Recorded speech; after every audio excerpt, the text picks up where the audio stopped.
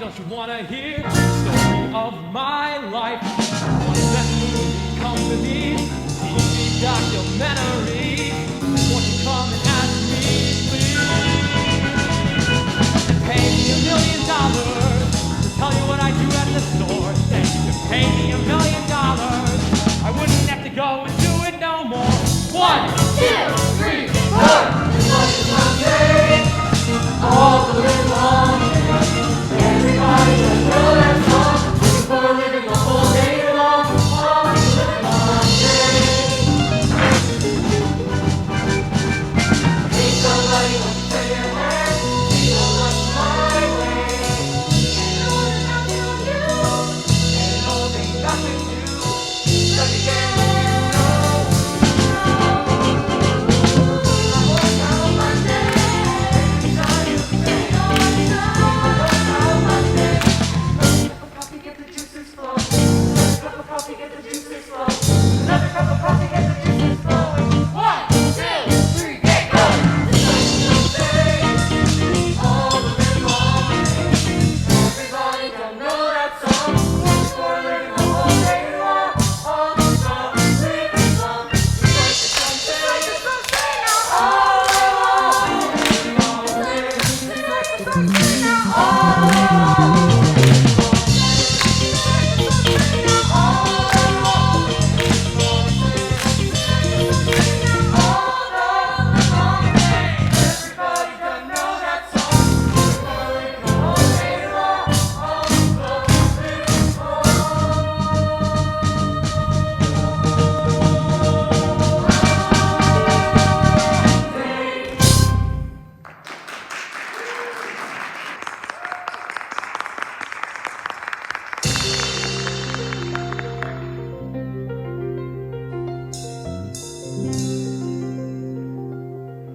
I'm a dying breed, a laborer, strictly muscle work. Pick it up, put it down. Pick it up, put it down. Pick it up, put it down. Typically, you wait at the shanty till 7. Then you walk in at 7 and start walking your way up the ladder, climbing up the steel. Every 2 floors, you plank it off. You disconnect the bottom of the mast and tie it to the boom on top of the choking cable. Then you pick it up and do the other side. I started working structural steel when I was about 18 years old. I've worked on buildings probably 1,000 feet high. Most people are afraid of heights like that, so automatically, every ironworker has an ego. You're doing something somebody else can't do. And you get to wear a tool belt when you're a kid, 18 years old, and you have the holsters in and you have the wrenches in like a holster. You feel like a cowboy. But yeah, I always knew I was going to be an iron worker. My father was an iron worker. My older brothers were iron workers. So it was a natural course of events. My father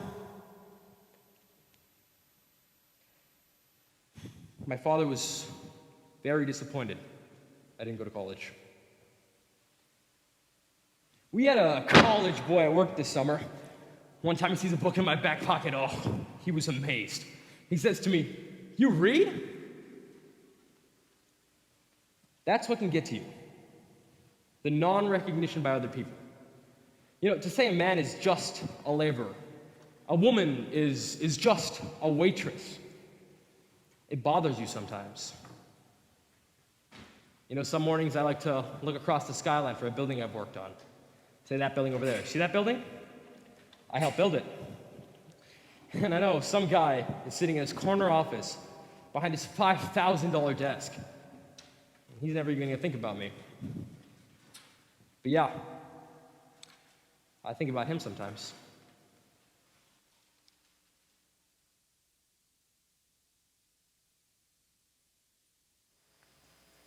Amanda, where is that P&L report? It's on your desk.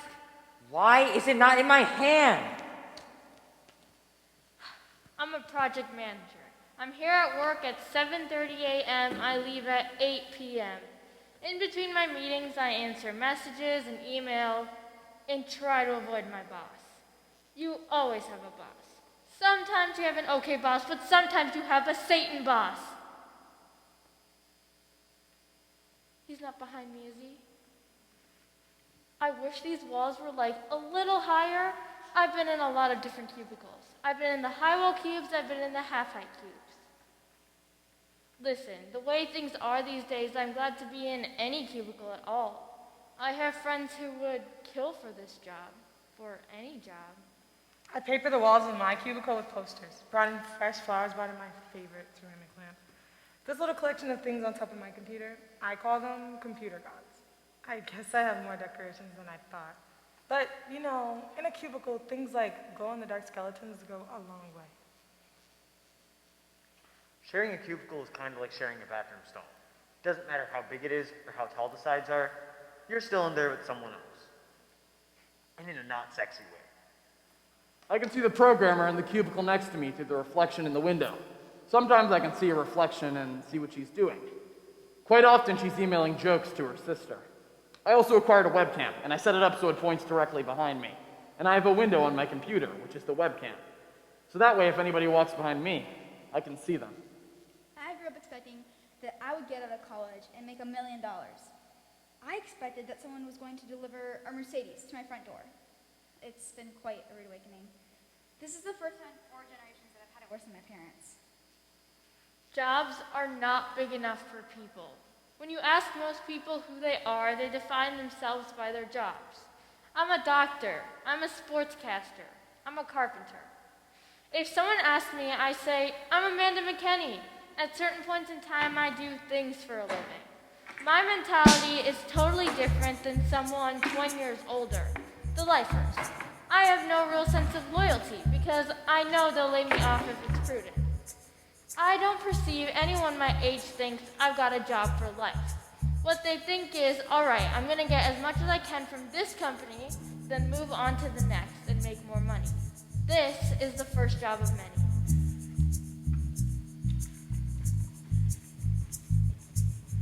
This is my first job. I smell like a burger. The register is easy. Hey, you want a burger? I hit the picture of the burger. Every day, same old thing. Hello, chicken nugget, quarter pounder. And I wait for that phone to ring, that phone to ring. The phone at the end of the counter. See the manager writing down an order. When I see the manager making change. When I see the manager writing an address, I whisper, yes, give me some change and send me on my way. Okay, I'm off on a delivery and I'm finally on my own. Off on a delivery peace, and I'm headed for parts unknown. Fresh air and exercise. Sometimes I throw in some extra fries. Calling it into day my world is gray until they send me away on a delivery. And the wind is in my hair. Off on a delivery. No one to watch me, I can wander anywhere. Food is getting cold, and so I do as I am told. Responsibility, I have responsibility.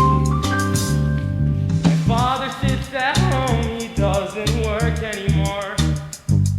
While my mother works a double shift at the department store. And it's nice not having to ask for money, and it's nice not having to ask for dinner, and it's nice on nights when you have to get away. I go to work every day, I'm putting money away. Hey, you know what they say, slow and steady. I'm making minimum wage, it's pretty good for my age. I'm managed to say I will be ready to go wherever I gotta go. Wherever destiny leads me, whenever restaurant feeds me, and my family needs me. Delivery! The customers always arrive. It's my delivery, my delivery. Thanks for getting me out of the house tonight. Delivery. Keep the order straight and not say sorry if I'm late. You're late. Some extra napkins for your plate for making you wait. That'll be $12.98. Delivery. Wander out of range. It's my delivery, my delivery. Towards the future, new and strange. Delivery, delivery. Jobs are just the start. But wait, I haven't told you my favorite part. It's when they pay, and then they say, Fuck it. Keep the change. keep the change. Keep the change. Keep the change. Keep the change. Keep the change. Keep the change. And if I get, I'll keep the change. Delivery. If I save a little every day, Delivery, delivery. it's just gonna deliver me far away. Delivery. And I'll look back on this and say, thank God for delivery.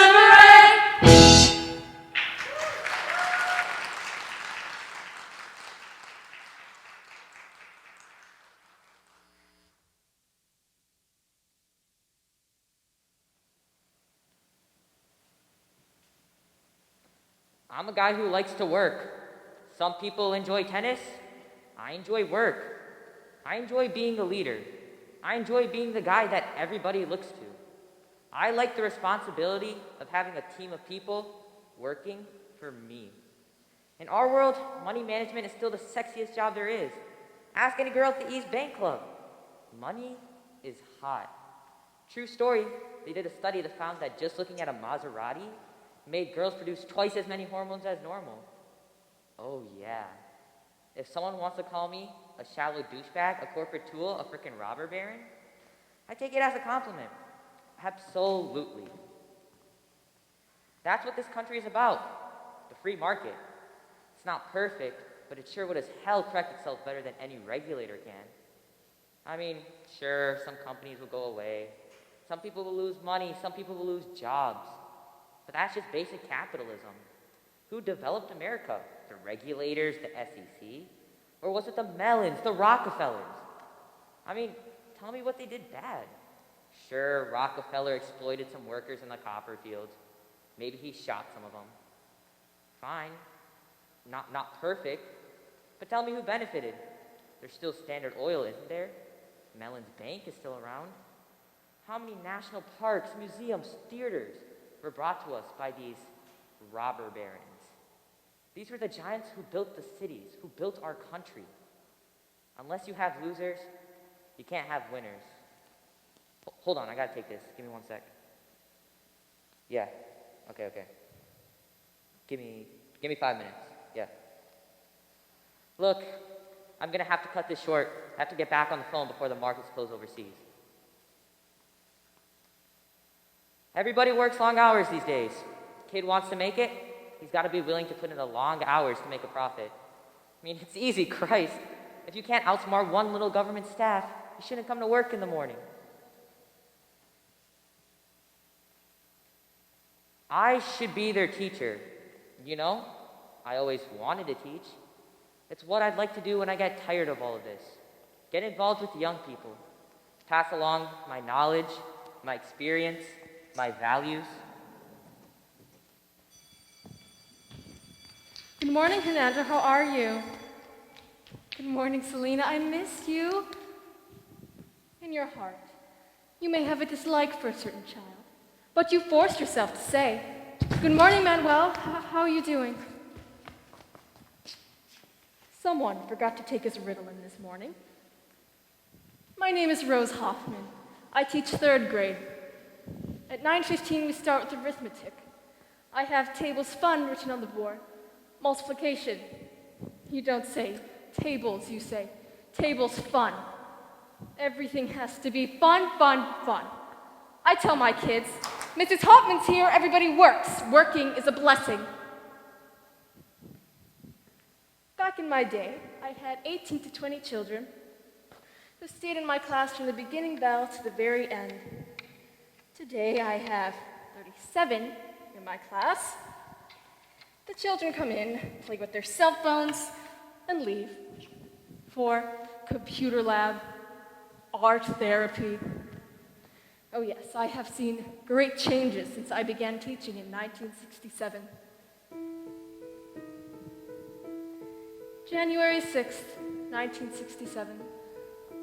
My students said we're Polish primarily. I loved the Polish people. They worked hard. My classroom was always a showcase. In those days we did it ourselves, with colorful pictures and charts on the wall, a snowman in winter, a pumpkin in fall, and all my supplies were in neat little piles on the shelves. My children were always respectful. When the principal came, they would rise.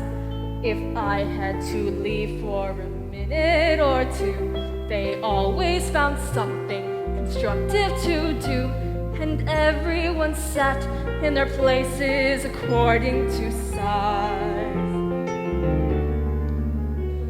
But kids don't know how to behave anymore. Ask them to rise, they ask you what for.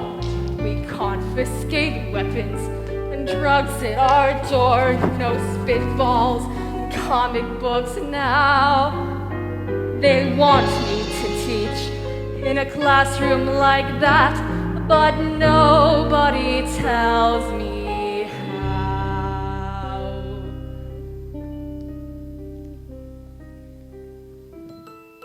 Back then, we actually taught English, not English as a second language. I'm shocked that English is the second language. When my parents came over, they didn't learn Jewish as a first language at the taxpayer's expense. We didn't have problems with focus, with discipline. Of course, in those days we had the paddle. Oh yes, I'm a big believer in corporal punishment. It builds respect and trust. I made a big thing about spelling, but they learned by the time I got through. They copied the words till they knew them by heart. 10 times for the dumb ones, and twice for the smart. And gold stars were given to those who made sentences too. But why bother teaching them spelling today? Nobody knows how to read anyway. Why try to write what you can't even say? It's se habla español now. The way I've been teaching for 40-some years is no longer effective, or so it appears. Well, damn it, it worked for me then, so what's wrong with it now? They say I'm supposed to keep up with the times, but nobody ever tells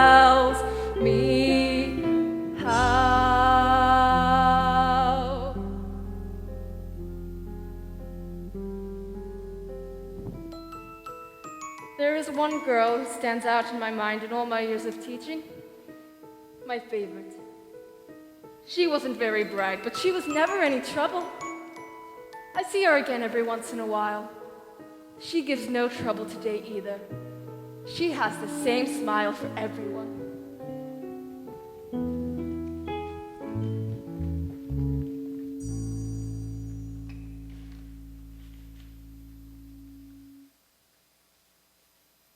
The first 2 months I started flying, I had already been to New York, Paris, and London, which is pretty big if you're from Kankakee, Illinois. But actually, after you start working for the airlines, it's not as glamorous as you might think. Sometimes people just get nasty. I mean, they're harassed by security, and then they're delivered to us, and your shining personality can only go so far. We get scared sometimes, too.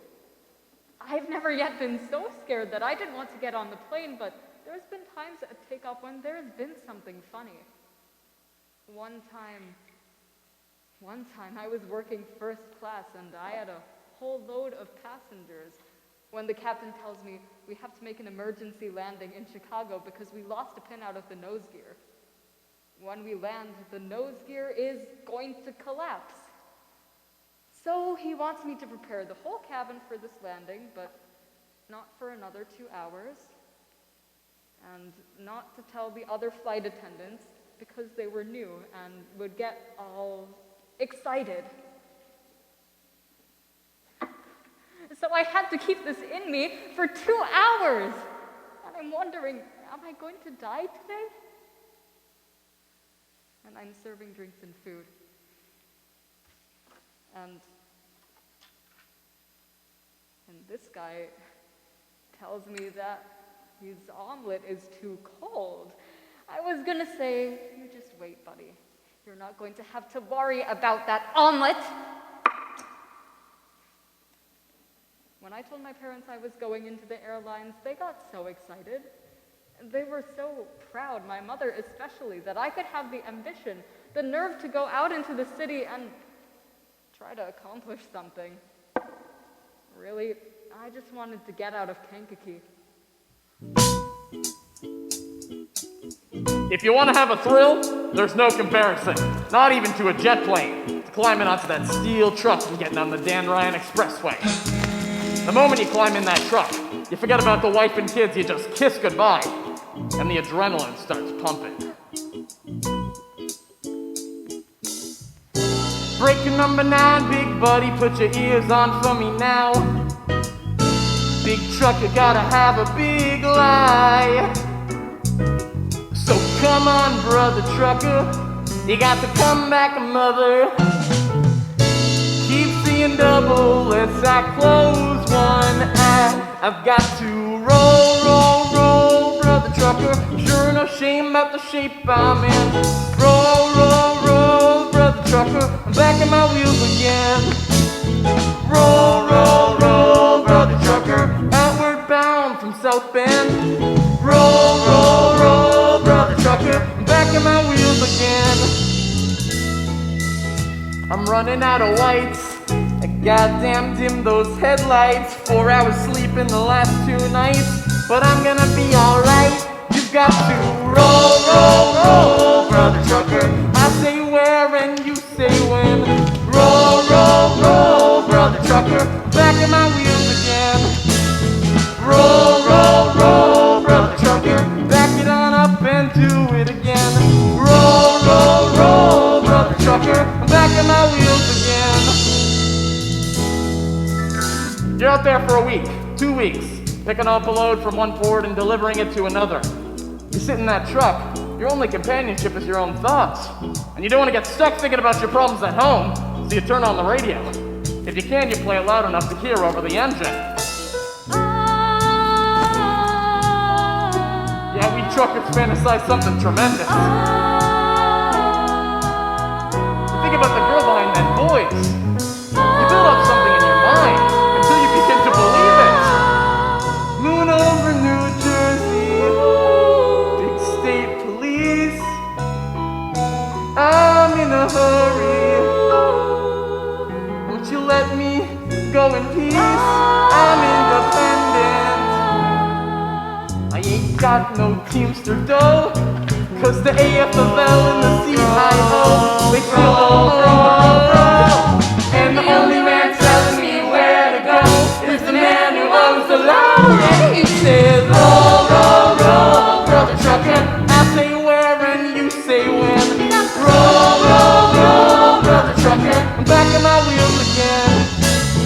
Roll, roll, roll, brother trucker. Back it on up and do it again. Roll, roll, roll, brother trucker. I'm back in my wheels again. Brother trucker. I'm back in my wheels again. Roll, roll, roll, brother trucker. Back it on up and do it again. Roll, roll, roll, brother trucker. I'm back in my wheels again. Brother trucker. Back in my wheels again. Coming up to the wife can be a disappointment sometimes. She has to raise the kids, fight off the bill collectors. She can't even count on her own husband to come to a graduation or a communion. And when you do get home, you're so tired you'd rather be sleeping than getting ready to go out on a Saturday night. I make 2 round trips to Evansville, past within 4 blocks of my house. But I don't stop. Easier to just keep on going. So you call the wife to tell her you won't be back. Hey, honey. Hello? Effin' phone company? Verizon Tech Support, this is Johnny. How may I help you? Yeah, the number isn't working and I have like 5 bars. I'm sorry, sir. Can I have the number you were calling? Yeah, 219-546-2910. I'm sorry, sir. All circuits in your area are busy. What? Jesus! I can't even understand you! I'm sorry, sir. Why don't you wait 5 minutes, then place your call again? You think they'd be grateful to get a live person to talk to instead of a computer? For me, it's the temptation to say, gee, what's the matter? But you can't say more than, I'm sorry you're having trouble. If you get caught talking to a customer, that's 1 mark against you. 3 marks and you're... There was one woman. She said to me, operator, I'm lonely. Will you talk to me? I said, gee, I'm sorry, but I just can't. But you can't. I'm a communications person. And I can't communicate. So I always thought of a receptionist as a loser at the front desk taking phone messages. Now I'm one, so of course I had to change my opinion. She had to be special, right? Because I'm so special. I was fine until we had this office party. I'd be having a fairly intelligent conversation with someone until they asked me what I did. When I'd say, I'm a receptionist, they'd make an excuse and walk away. So now I make up other names for what I do. Communications control, entry manager. It's tired at strange, the end of the day. but you get Tired tired of of talking. talking. There isn't a Your mouth 10-minute gets break in the tired. day You're that's talking for quiet. 10 hours straight without a 10-minute break. You can't can't think think. about it. What I do all day Everyone is is say in what a I hurry have to to talk say to as someone, quickly as but not possible, talk to then you. switch the call to whoever You're it's in the going room to. the size of a And other gymnasium, people that can surrounded slow by down people and talking talk. to people thousands of miles away. I never listen on a phone conversation. Do I listen on phone conversations? But let me tell you, some people really do. Once I worked at Especially if it's late AT&T at and night. all the girls will listen in on Sometimes phone conversations. people on the line will I don't be care so who you are. If absurd, you're working nights they'll and laugh it's until quiet, there's tears you're going to rolling listen down. in on a phone conversation. It makes the night go faster. Sometimes to make the day go fast, I'll do drawings, monitoring sort of things. Never people. I pretend I'm alone and things are quiet. I call it the land of no phone. I never answer my phone at home.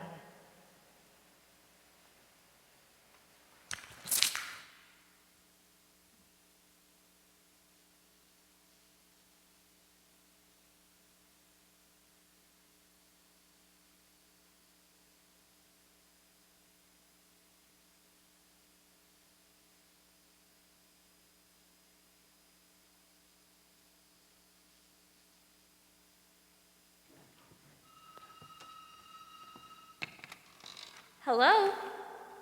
Oh, I'm sorry. No, thank you. My husband gets a paper at the office and I read it online. No, I don't have an office. I don't work. I work, of course I work. It's just, I don't have a job. Anyway, thanks for the offer. I'm a stay-at-home mom. I guess my Mother's Day, they would have called me a housewife. That's funny. It's not like I sit around all day watching soap operas. I have a lot of work to do. You just want something more exciting to talk about at a dinner party. You know, something that matters. What I do only matters to 3 people. All I am is just a housewife. Nothing special, nothing great.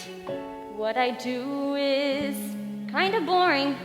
If you'd rather, it can wait. All I am is someone's mother. All I am is someone's wife. All of which seems unimportant.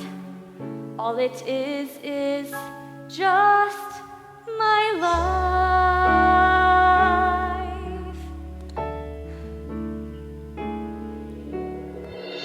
Do the laundry, wash the dishes, take the dog out, clean the house, shop for groceries, look for specials.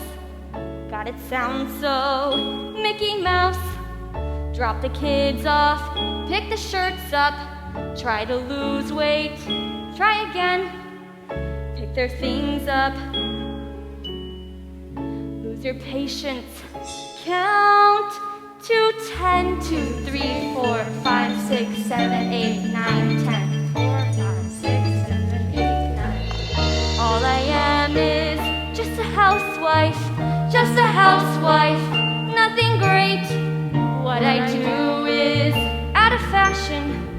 What I feel is out of date. All I am is someone's mother. Right away I'm not too bright. What I do is unfulfilling. So the TV talk shows tell me every night. I don't mean to complain at all, but they make you feel like you're 2 feet tall when you're just a wife, just a housewife. All they see are the pots and pans and the Pepsi cans of a person's life. You're a whiz if you go to work, but you're just a jerk if you stay and walk. People say that they think it's fine if the choice is mine, but you know they don't. What I choose to do may be dumb to you, but it's not to me. Is it dumb that they need me there? Is it dumb to care? 'Cause I do, you see. And I mean, did you ever think, really stop and think what a job it was? Doing all the things that a housewife does.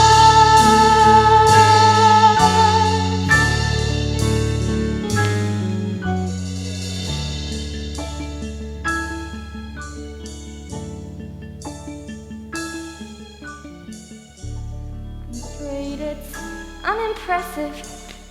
All I am is someone's mother. What I do is kind of dumb. Take the kids here, take the kids there. I don't mean to complain at all. All I am is busy every day. All I am is like my mother. All I am is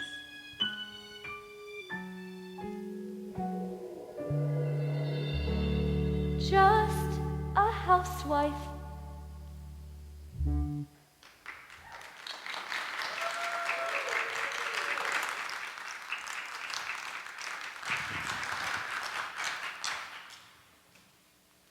UPS!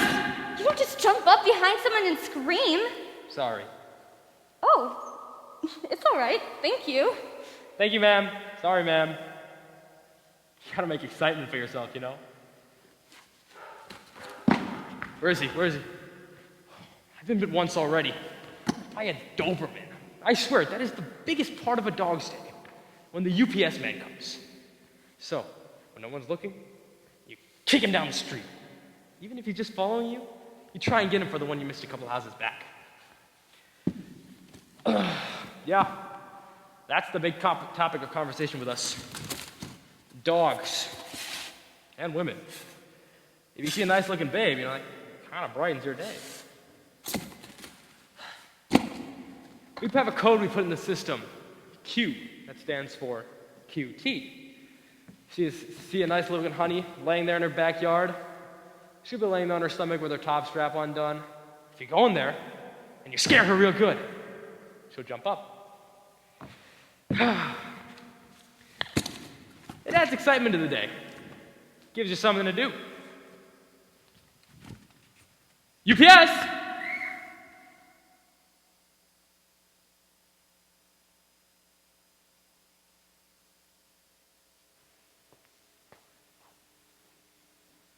I think of myself as an upper-class working girl. The press calls me a socialite, which is just another name for a well-dressed fundraiser. To me, fundraising is like candy. You get to talk with fascinating people and promote causes that you love. What could be more delicious than that? I began in the 80s.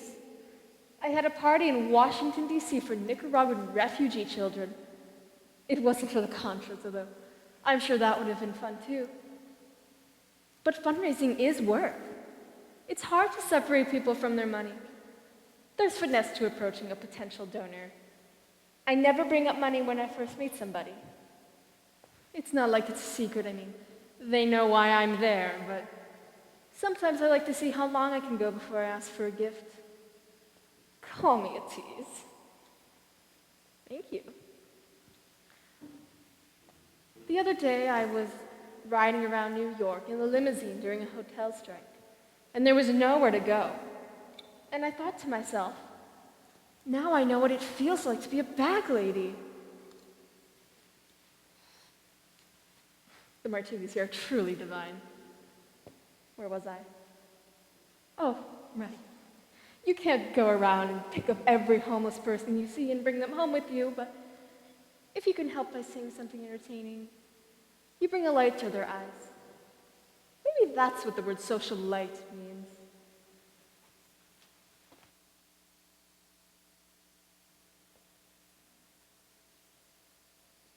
I work in a luggage factory. We make suitcases. The tank that I work at is 6 foot deep and 8 foot square.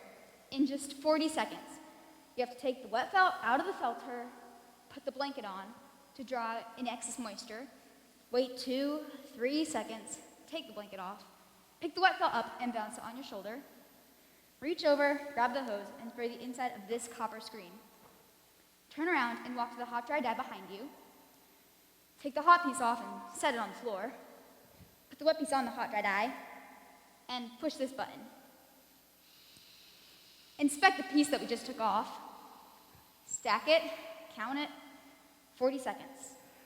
You have to take the wet felt out of the felter. In the summertime, the temperature at our workstation ranges anywhere from 100 to 150 degrees. I've taken thermometers there and checked it out myself. I have arthritis in the joints of my fingers and gnashing in my shoulder from bouncing this wet piece. The hose is leaking, spray back on you. The hydraulic press is leaking, you're basically just slipping in oil. You have the chance of being burnt every single time that hot dry dye hits that wet felt. You're just engulfed in a cloud of steam. Every 40 seconds. The tanks run 24 hours a day, and I work 8 hours straight, with 2 10-minute breaks and 1 20-minute break for lunch. I find it difficult to eat my lunch in that amount of time. 40 seconds. Granddad was a sailor, and he blew in off the water. My father was a farmer, and I his only daughter. I took up with a no-good mill-working man from Massachusetts who died of too much whiskey and leaves me these 3 faces to feed.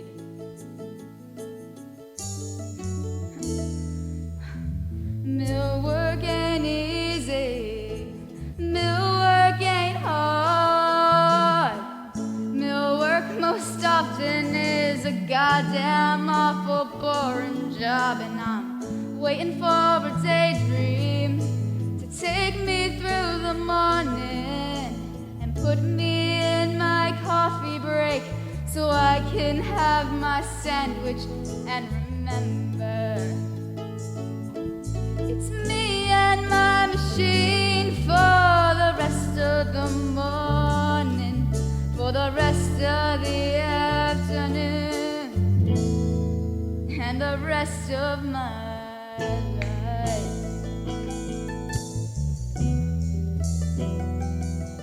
They can't keep men on the tanks. They say it's because they're too monotonous. I think that women adjust to monotony better than men do, because they can focus on two things at once, whereas a man can only focus on one thing. A woman can listen to a child talking to her while she's doing something else. It's the same way on the tanks. You have to be automatic in what you're doing while your mind is somewhere else. My mind begins to wander to my days back on the farm, and I can see my father smiling at me, swinging on his arm, and I can hear my granddad's stories of the storms out on Lake Erie, the vessels and cargoes, fortunes and sailors' lives were lost.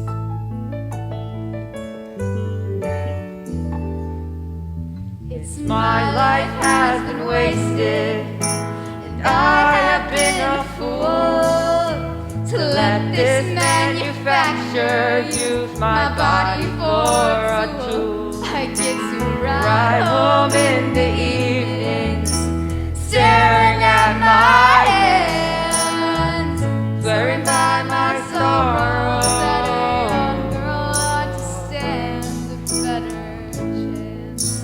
Stand So I may work this mill just as long as I am able, and never meet the man whose name is on the label.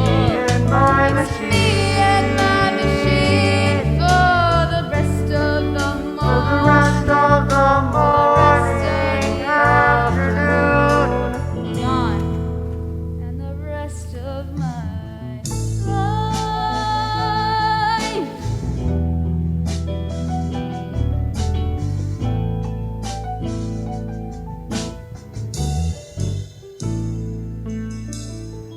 You wish you didn't have to work in a factory, but when it's all you know how to do, it's what you do.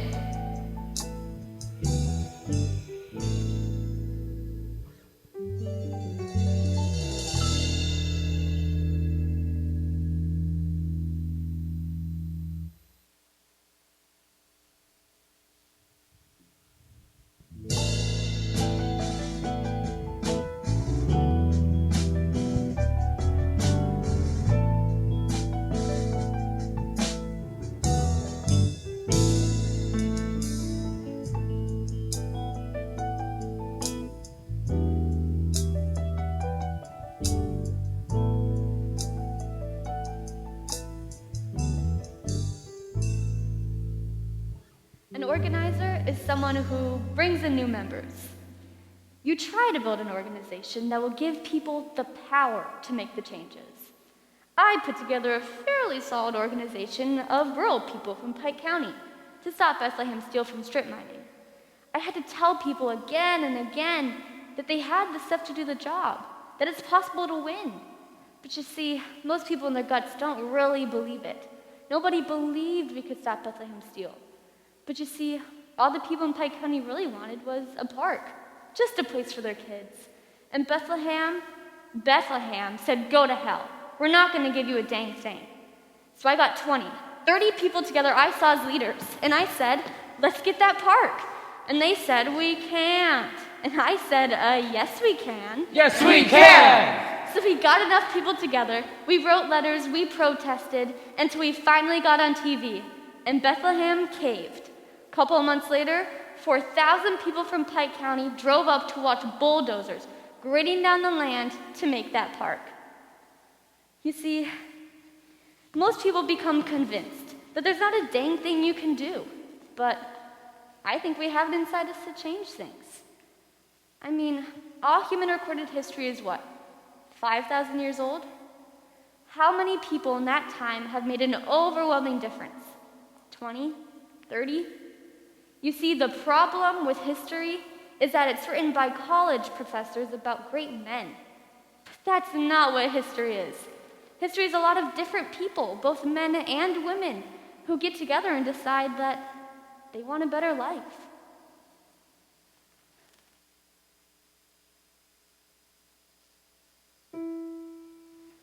If I could have been, if I could have been, I could have been something. I wanted to be a writer. A Major League Baseball player. Own a little farm. If what I could be had been left to me, I could have been something. But then I got married. And the kids came along. But then my dad took sick. A tower of strength, a center of power, at $10 an hour. There's always a stumbling block. I was gonna work for a few years, buy me a car, head west. Well, I met the wife. That kind of changed a few things. You never know what you would have done. If I could have done what I could have done, I could have done big things. With some luck to do what I wanted to, I could have done big things. Swam a few rivers. Climbed a few hills. Paid all my bills. Now it's just dreams that I'm stuck with, and hell, I don't know what to show. Having gone far from the starting line, but deep down inside where it counts, I know. That is why if I could have gone, I could have gone places. Any way to go, far as I could go, I could have gone places. But another line, the top of the tier, a long way from here. I could have. Way back then, I had ambition. Way back then. Oh, way back then. It was tougher to fight all those distance or bars. Distance or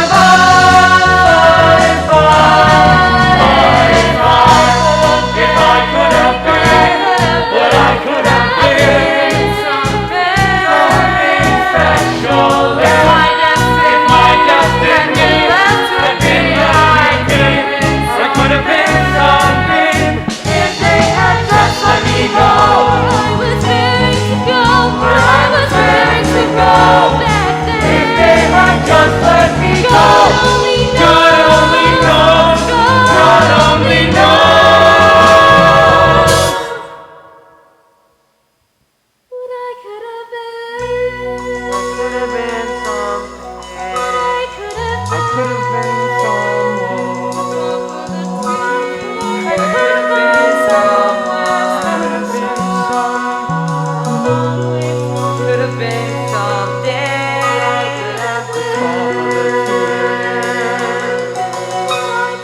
I could have gone somewhere special.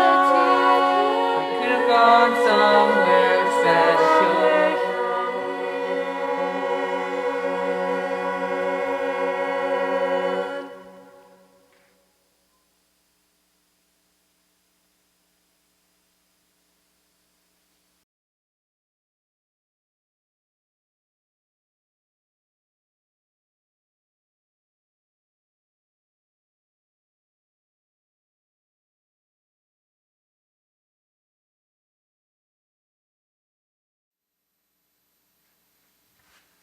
The last hour is the hardest. You sit there with half a mind and one eye on the clock. All I'm thinking about is getting home and taking off my uniform. A cold can of beer? Putting my feet up in front of that idiot box. When that bell sounds, you got a lot of guys want to sit around and talk. I just want to get out of here. It's a pretty good day laying stone. You get interested in what you're doing, and you normally fight the clock the other way. You're not looking for quitting. You're wondering you haven't gotten it done, and it's almost quitting time.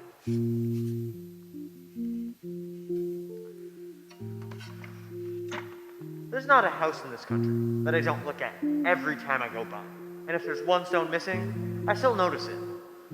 The people that lives there might not notice it, but I notice it. Stone's my business. Stone's my life.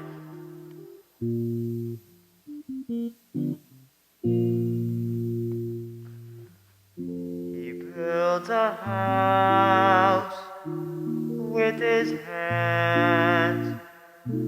30 years go by, it stands. It stands where nothing stood. A house of stone. The mason sleeps real good. He does his work day flies. Quitting time's a big surprise. And then there's one more stone to get just right. There's always one more stone before the night. Every house he builds, every stone he lays, it's not just making money and counting off the days. I daydream all the time about stone. One day, I'm gonna build me a stone cabin down on the Green River.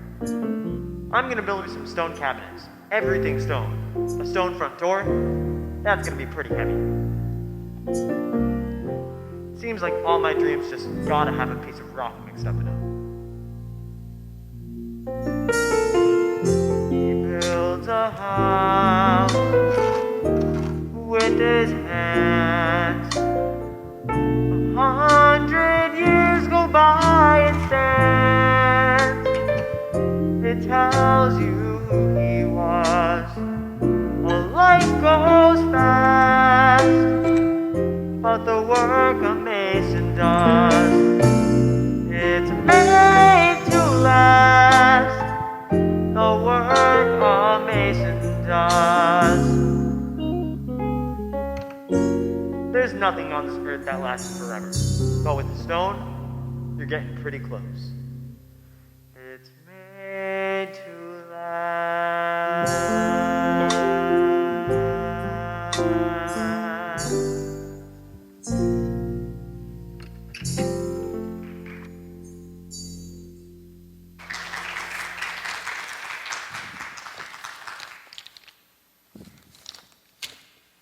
I can't relax.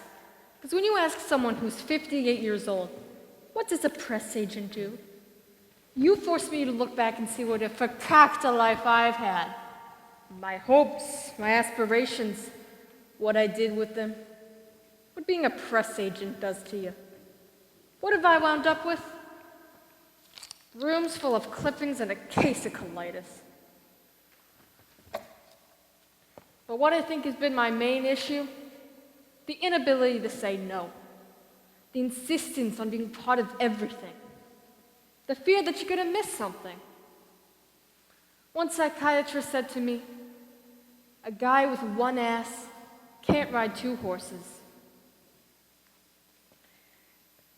Being a publicity man is a confession of weakness. It's for people who don't have the guts to go get the attention for themselves. You spent your whole life telling the world how great somebody else is.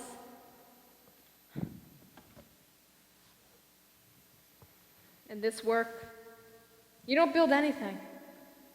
If I had a little mom and pop candy store and I built it up into a bigger store, I might have sold it for $1 million. Who do I sell my clippings to?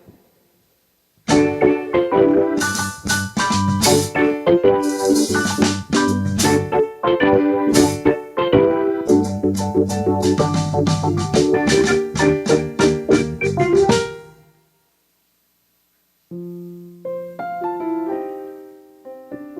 evening, my lords. What's exciting at the bar that I can offer today? It would be very boring if I had to say, would you like a cocktail? Over and over.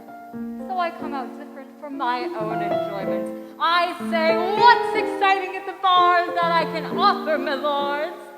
Or something. Maybe with cocktails, I give them a little philosophy.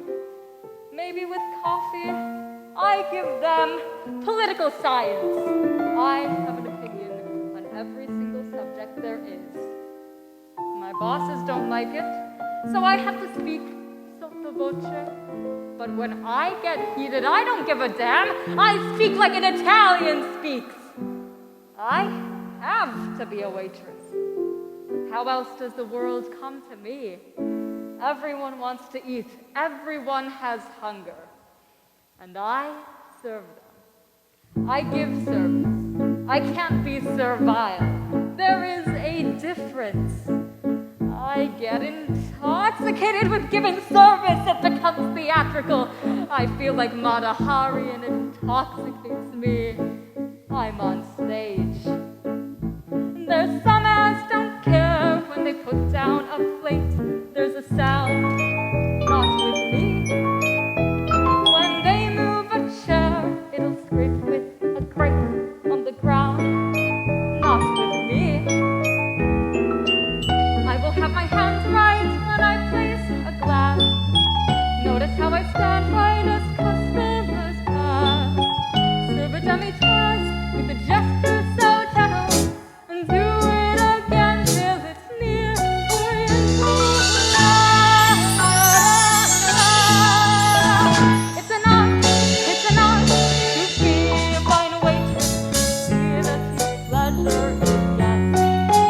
There's a twist in my wrist when I bring your steak in, and watch how I take it, your giver and bacon. It all will be stylish and smooth. That's what makes it an art. I remember one day, as I do now and then, I had shakes. Down I went. There was my tray full of coffees and cordials and cakes. Down I went. But I kept my poise, not one guest heard me fall. Never made a noise, not one noise made at all. If you have the crawl, you give them what they like. You carry your tray like it's almost belly like.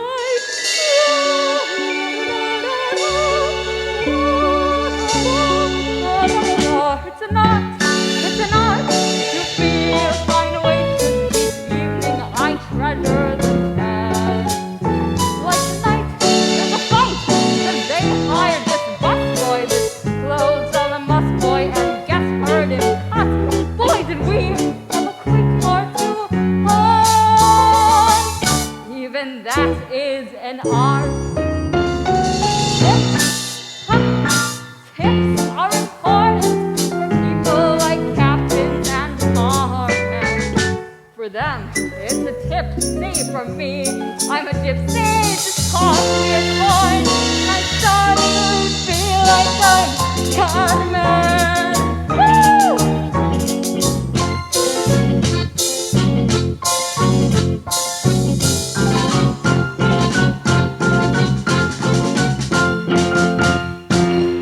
So on through the Ulster, the backing, the hard, sweaty feet. On you go. Through is your nice seltzer, and Madame wants what with her meat. On you go. 2 a.m. approaches, the curtains descend. There among the roaches, my accent. Every night I tend to find myself crying. There's no work so trying, nor so satisfying.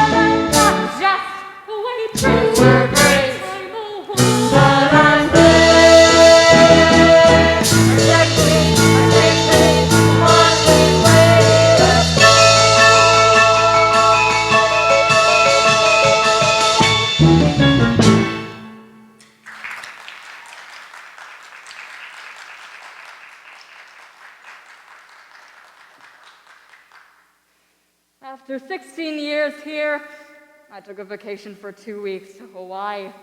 Went with my lover. My eldest daughter said, "Act your age." I said, "Honey, if I were acting my age, I wouldn't be walking. Not after 16 years on this job." I worked for them 16 years, and overnight they let half of us go. It's now known as Black Thursday. They told us to leave, clear out, no goodbyes. One guy broke down and cried right there.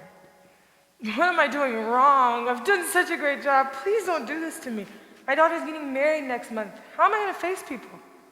All of a sudden, nobody calls. You go out and start visiting friends, but they're all too busy with their own work. They don't have time for you. This is a psychological... I don't want to get into it. It was a year ago November, and I'm still looking. But you have to fight your way through, which I've done my whole life. Don't get me wrong. In this economy, I'm lucky to have any work at all. But after all these years, I just wish I knew how it felt not to have to go to work.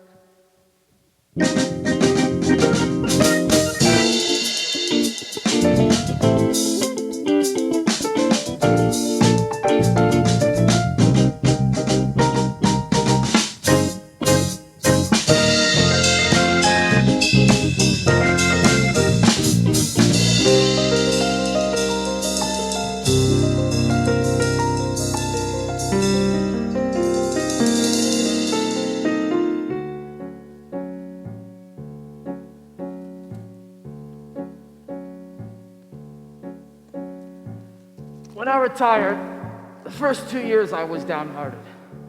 I had no place to go, nothing to do, and then I gave myself a good going over. Joe, I says, you can't sit at home and feel sorry for yourself. You have to get out and do things. Well, the day goes pretty fast for me now. I don't daydream much.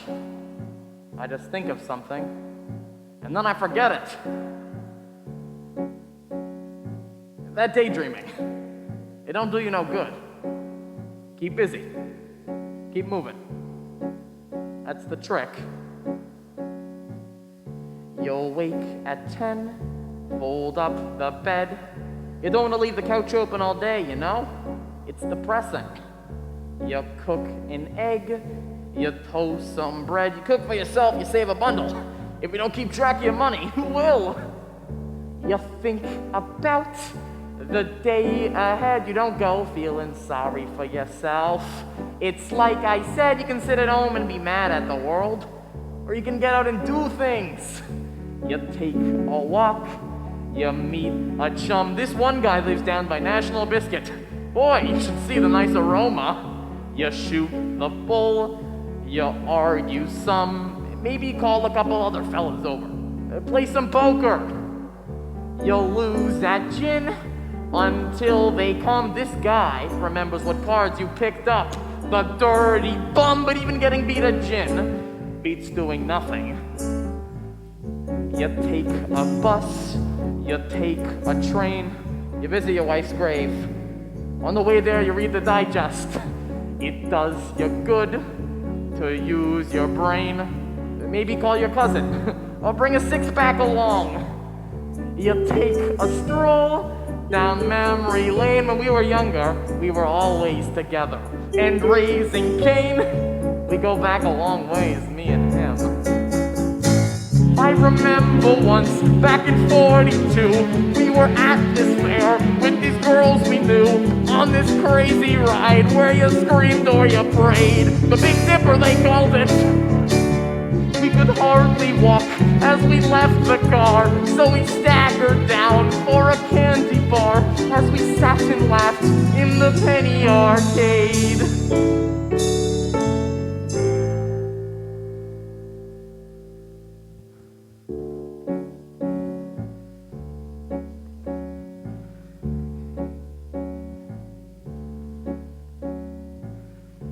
At 6 o'clock, you watch the news. Them politicians make you so mad you throw your slippers at the set. You cook some franks, no big to-dos. Most nights you lay around, straighten up, maybe call your daughter. You watch a game, you take a snooze, but then there's Sunday. Sunday's different. You change your shirt and shine your shoes, 'cause you're going around the block to the tavern. You shoot some pool, you drink some beer. You don't need to drink a lot to have a good time, maybe 3, 4 in an evening. You find a pal, you bend his ear. You meet a lot of the old crowd there Sundays. Sometimes a couple of you sing the kind of songs you never hear, like Stardust or In the Mood. And then you cheer. You know, last Sunday night, we sang Till We Meet Again. Believe it or not, I once did a waltz to that tune. Honest to God. It was at a dance, I was 17, and that girl was like from a magazine, and the lights were low, and I really mean low. I think a couple of my friends had something to do with that. And I kissed her cheek as we waltzed away. I remember that like it's yesterday. Boy, she was surprised. I can hear her say, Joe.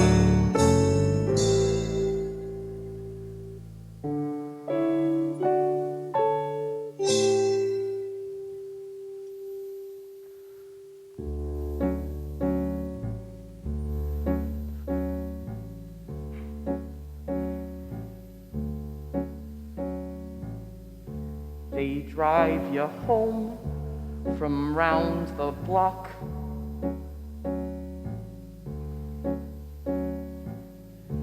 You take your cash out of your sock.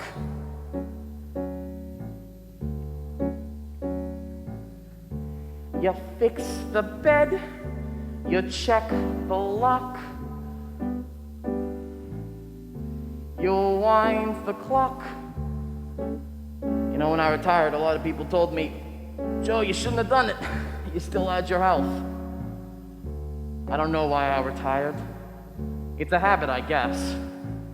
But I don't regret it. I keep busy, keep traveling. I go to fires every once in a while.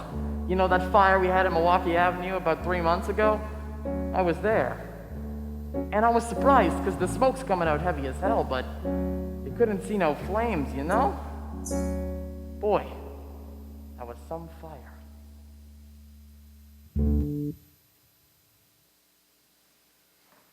You go in there and it's dark. Smoke's pouring out of the goddamn building. Everything happens really fast. I feel this tremendous heat to my left. And then I turn around and it's just orange and yellow. You can just see the orange and feel the heat.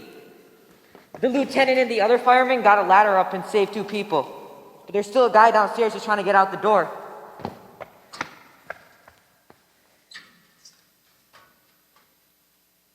They had bolts on the door. He was burnt dead. Know what the lead man said? We lost the guy. Shit. We lost a guy. You saved 2 people. How could you have known a guy was sleeping on the pool table? Yeah, but we lost a guy.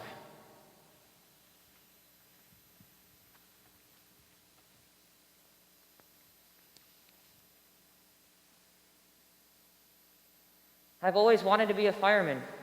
Most guys want to be firemen. It's like kids. Everyone's still a kid. Guys 40 years old still feel like kids on the inside. Except they're trying to lose hair and don't screw so much. I used to be a cop. Know why I switched to fireman? Because I liked people. And sometimes when I was a cop, I would feel the hate coming into me. I remember this one time. I went to the roof of this project, and there's this black guy around 6'7", standing at the top of the stairs with his back towards me. I said, "Hey fella, why don't you turn around?" He said, yeah, give me a minute. His elbows were moving around his belt, and I said, "Hey fella, please turn around." It dawned on me that he had a gun caught in his belt, and he was trying to pull it out. So I said, "Holy crap," so then I took out my gun and I said, I'm gonna shoot. His hands went straight up against the wall. I said, holy crap, man, I could have killed you. The gun in my hand was shaking, his hands were shaking, and I just said, just get the hell out of here.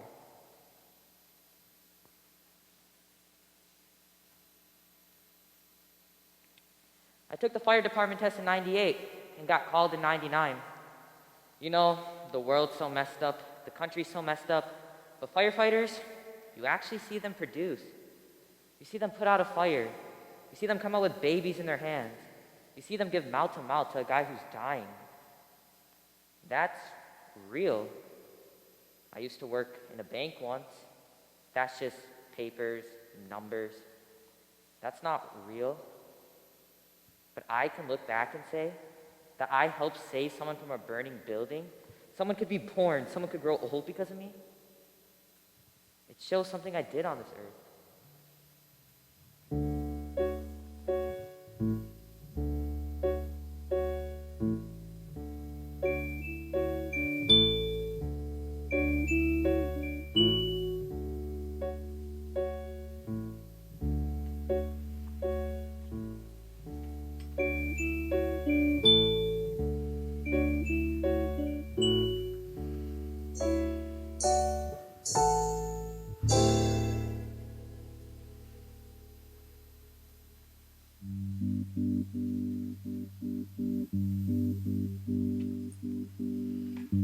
He had a very good day today.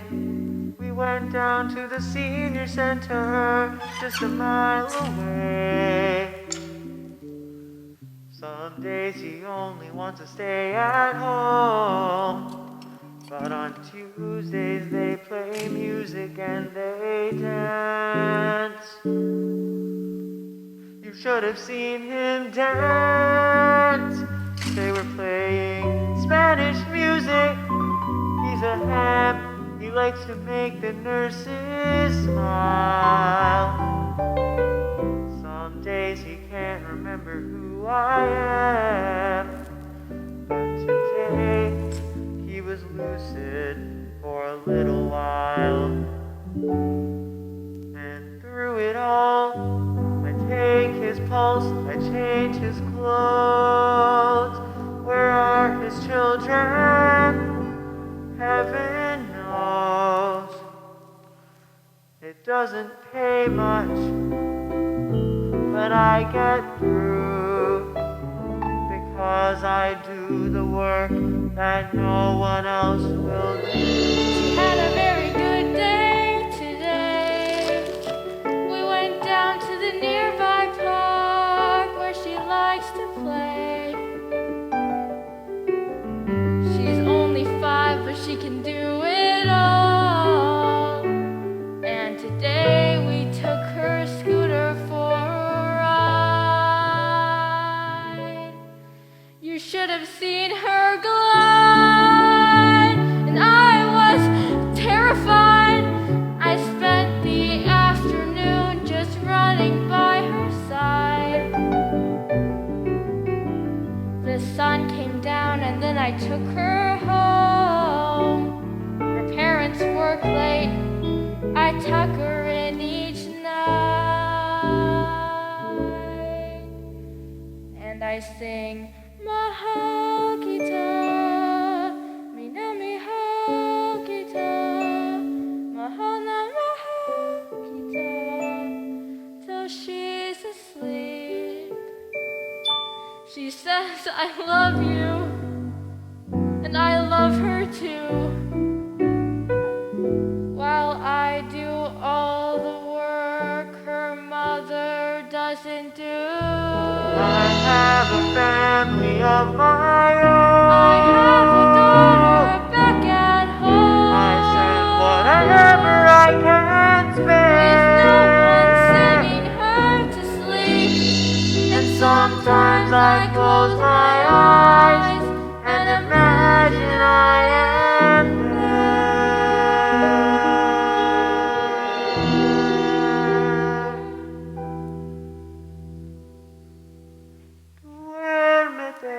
Mahal kita, Duérmete, minami hal kita. hasta la madrugada, duérmete. Mahal kita, Had a very good day minami hal today. kita. We went down to the senior center, just a mile away. my dreams are gonna all come true. For now I do what no one wants to do. For now I do what no one wants to do.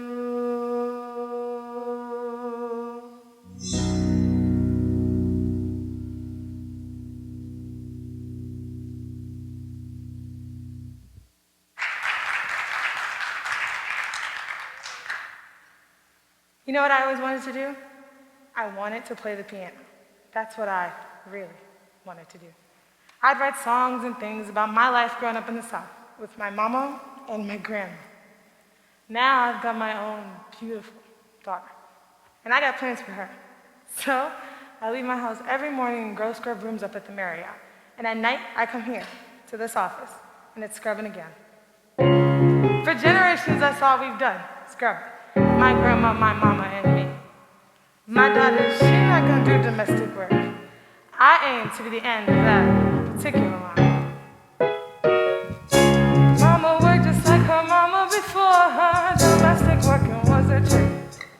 There was laundress, cook, and living help. Thursday girl, babysitter, and a hotel maid. They were 6 days a week, all day long. You never could get out of bed. Those were the days when the minimum wage was anything you can get. 'Cause they was cleaning women without faces, coming and going on a first name basis. Talking to somebody who knows that after too many years, Lord, I don't wanna be in one more laundry room. I don't wanna pick up another broom one of these days. Just wanna sleep till noon. All day long I'm thinking my kids out in the street somewhere, but the folks up in their rooms don't think you're thinking half the time. Always talking around you like you ain't been there all day. And it's something to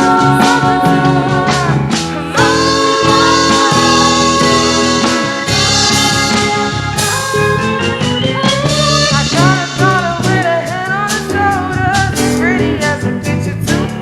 No, she ain't gonna hide her pretty behind closed doors, scrub the floors like a mama do. If my legs don't give that and my back hold up, I'm gonna make her a better day. You'll never see her get down on her knees unless she's down there to pray. No more cleaning women without faces. No more. She's gonna walk in on a list, last name basis. She'll be the first in this family to have a face you can see. Lord, she ain't gonna be stuck in no laundry room. When she's sleeping, she'll be pushing her own broom. Yeah, she may never come when she can sleep till noon, but as long as she can get up singing her own tune, for me that's it. Lord, for me that's it. Can't come too soon. Can't go, can't go. That day can't come too soon.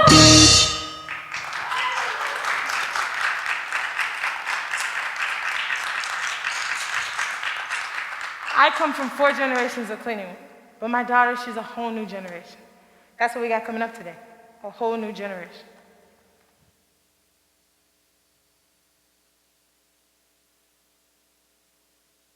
My name is Ralph Werner. I'm 19 years old. I ran this mutual fund for the students in my school. My father owns his own investment firm, so I guess that's where I learned it. He runs a hedge fund, you know? Those are the guys who are always getting caught defrauding their investors. I studied ethics in school, so I guess I won't have a problem. I'll be going to business school, Kellogg, naturally. I'd really, really like to be a professional golfer, but realistically, I'll probably be an entrepreneur. And then I'll start a family, of course. My quote, dream girl, unquote, has long brunette hair. It doesn't have to wear a lot of makeup because she'll naturally be pretty. And she'll have a personality too. Because when we're 30 and we're going up the ladder, there's gonna have to be a lot more than just looks. At first, she'll work, but after our first child, she'll stay at home. She'll be a good mother. I hope to have 3 children, 2 boys and a girl. Maybe we could live in a colonial house, one that even leads towards a Mediterranean style. Maybe it could even be bathroomed right on a golf course, so my wife and I can play golf whenever we want.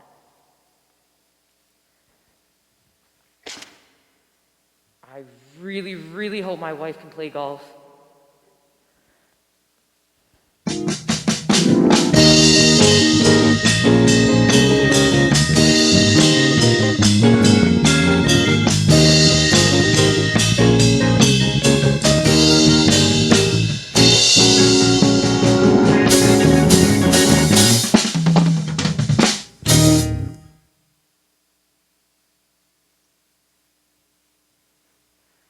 My name's Charlie.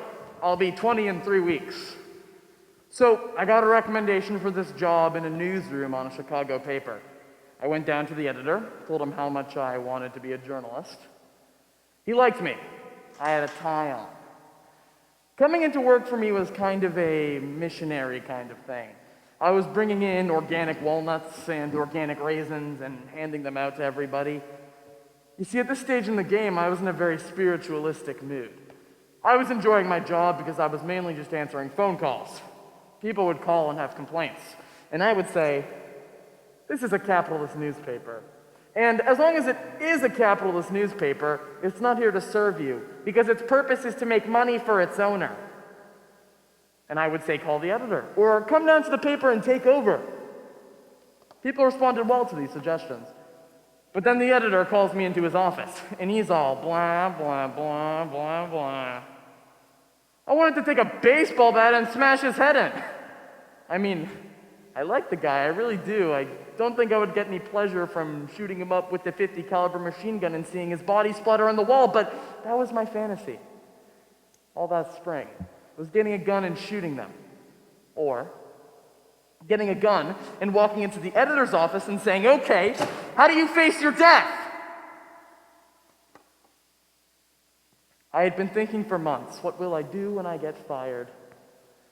I had to do something to show them, hey, I'm better than you motherfuckers. I'm getting fired because I'm different. I had to think fast, so I said to the editor, I hope you're happy with the conditions that you're creating. And then I walked away. Started to cry. And then he hurries after me and he says, no, I'm not the one creating the conditions here. You are. I said, I'm not the one with the power here. You're the one with the power. So now I'm on unemployment. They were nice to me the first 2 times. But then this lady tells me to get a number. I wanted to tell her, fuck you, I could wait outside your house, hit you over the head, and steal your money, but that's bitterness. And I don't like being bitter. I'm a pacifist.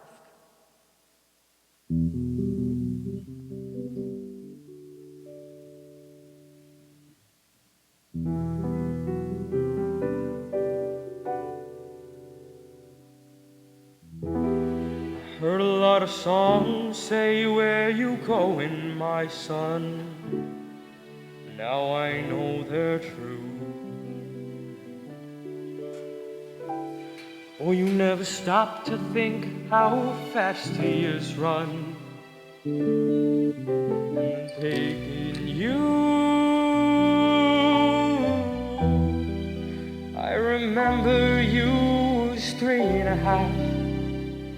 You and me, we'd sit there after things got quiet.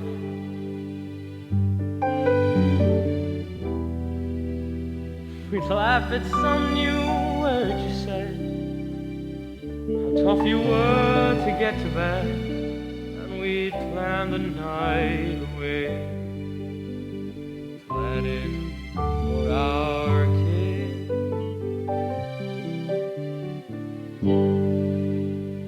I was your hero then. I couldn't do no wrong as far as you were concerned. You thought I was the best of men. The tables hadn't turned. I hadn't learned how little time it takes. Daddies make mistakes.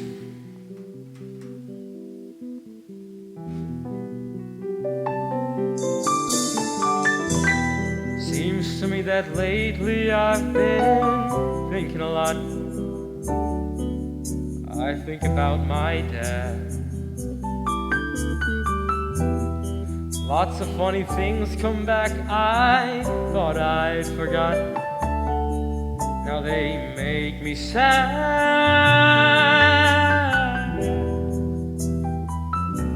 High school and it used to be.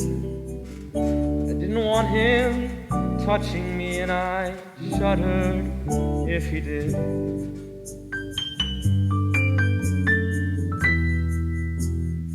Further back to summer nights, baseball games beneath the lights, and sleeping in the car. My daddy and his kid.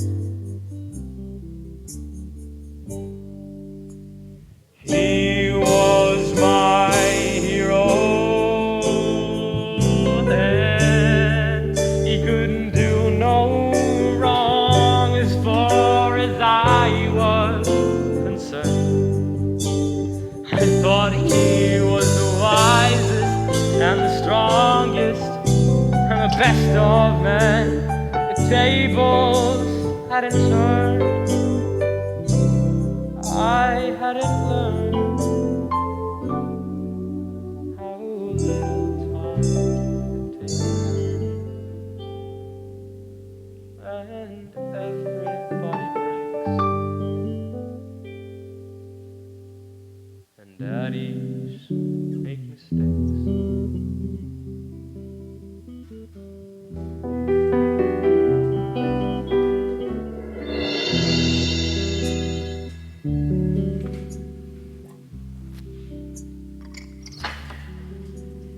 This may sound square, but my kid is my imprint, you know?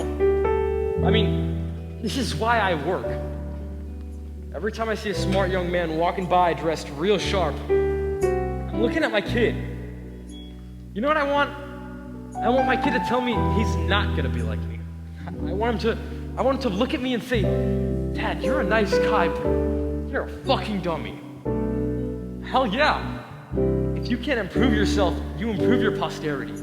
Otherwise, life ain't worth living, man. Might as well go back to the cave where you came from. And you know, I'm sure the first caveman who walked over the hill to get to the other side, I don't think he went there wholly out of curiosity.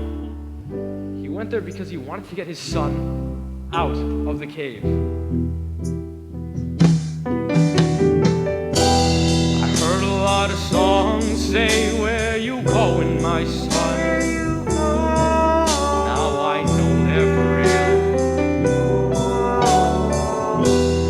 For you never stop to think how fast the years run, and the things they steal.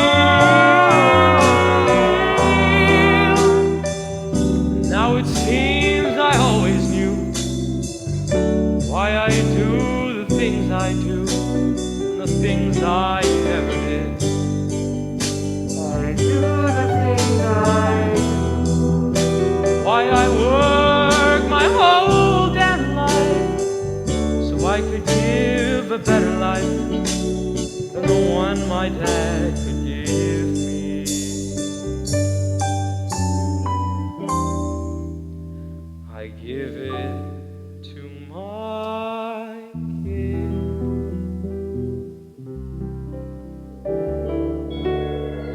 You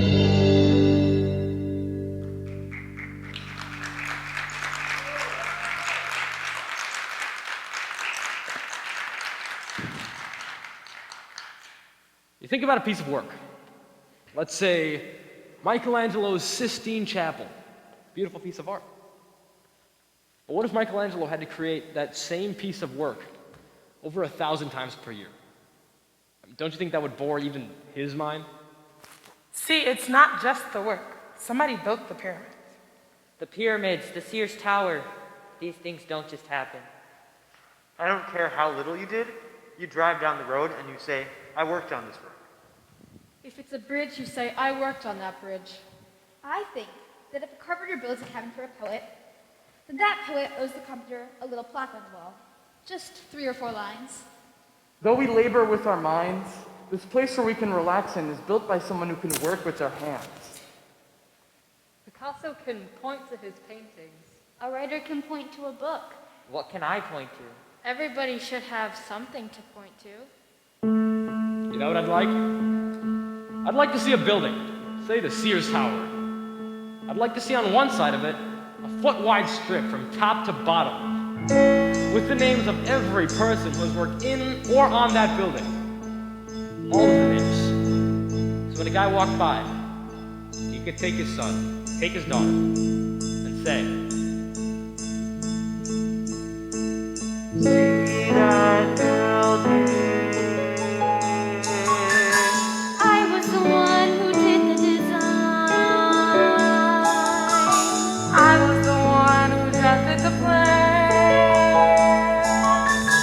Every detail and every line. See that building. I ran the crane that twisted the beams. I was the guy who worked up above. Every detail and every line. See that building. Look how my boy hates all the fruit. See that building. 40 flights up, I scratched my See that building. I'm on the staff, I work in the car. I clean the floors and I clean them good. People don't know my job is hard. See that building. 5 days a week, I work at a desk. I do the book. I have for the mail. 9 on the dot, I punch my card. See that window. 10 from the left, 10 from the top. See that window. Down from the left. 1, 3, Stop. That's where I work. Everyone should have something to point to, something to be proud of. look what I did, see what I've got. I do the job I want. Everyone should have something to point to, something to be falling proud. Proud. See that building. Day after day after day after day. That's where I put myself on the line. That's where I spend to earn my pay. See that building. That's where I put the food on our plate. That's where I built a piece of my life. Where I can bring my kids and say, see that building.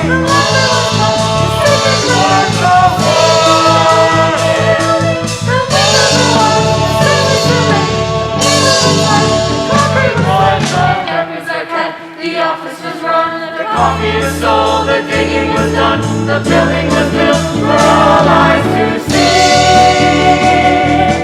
By